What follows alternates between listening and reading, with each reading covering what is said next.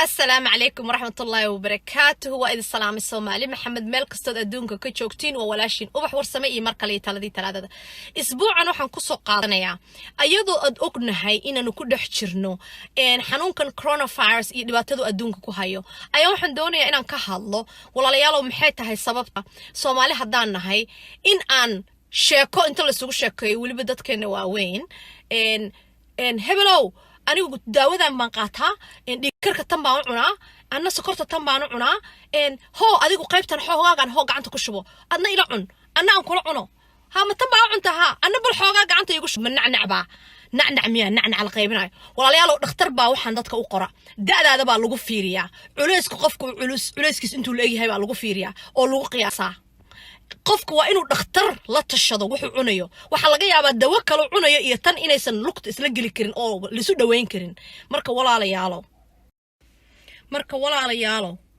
waa in aanan dawada qofka la iskala qaybsan oo aan la isu dhiibin oo la isla wadaagin oo sidii cuntadii iyo bariiskii aan loo sheer gareyn waa inaad dhakhtar kala tashato haddaad dawooyinka qaarkood dawo Soomaaliga cuntid dawada qaarkeed oo loo qaato xanuunada qaarkood iyo dawooyinkan kale la isuma dhaweyn karo dhibaato kale qofka u keeni karaan waxa laga yaabaa qofkan inuu xasaasiyo ku qabo dawadii marka dawada adigu dhakhtarka kuu soo qoray ha siin cidna oo hoo hebelow ila cun ha oran arrimahaas waa inaan iska dayno war adduunyada waxa la joogaa meel aad dhakhtarkaaga wax weydiin karto ma aha in sidii bariiskii iyo nacnaci loo qaybsado dawooyinka la isku dhiibo midda kale walaalayaal waa inaad iska daysiin arrintan hebelow ha waxan baa la yiri haye balana ii sheeg dhakhtarra isku yihiin baad moodaa dadku waxaad moodaa inay haystaan shahaadooyin aanan la ogeyn meel ay ka soo qaateen dhakhtarra ayaga isku ayaga wax walba isku sheega oo marka dhakhtarka baas muxuu ka macnayaa walaalayaal aan idin weydiiyay waxaan la yaabay midda kale ma istiri qofku waa inaad isweydiiso war intaanan anigu qofkan aanan kiniinkayga la wadaagin ama aanan dhihin waxaan bay aniga anficay adna hoo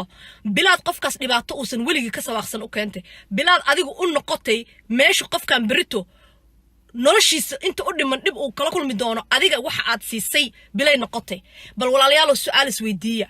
oo qofka qaadanayo qofka kale ka qaadanayo adna su'aal isweydii oo qofka siinayo qofkana adna su'aal isweydii war walaalayaal intaan wax ka fiirsano war aan su'aal isweydiino war aan ka fakarno waxaan sameynayno war hoo waxaano ila cunta kiniiniga loo qaybsanayo sidaas aan joojino warkan la isku gudbinayo hebelba saasuu yiri anna tan ay anfacdaydan la isku dhiibayo oo ayadoon dhakhtar la ahayn sidii dhakhtarka kale la taliyayaasha 10 iyo 5 ha joojiyaan la taliyaalnimadooda maadaama aadan adigu khibrad u lahayn wixii walaalow ha ka hadlin oo qofkan ha u qoonsan noloshiisa taa ha laga fakaro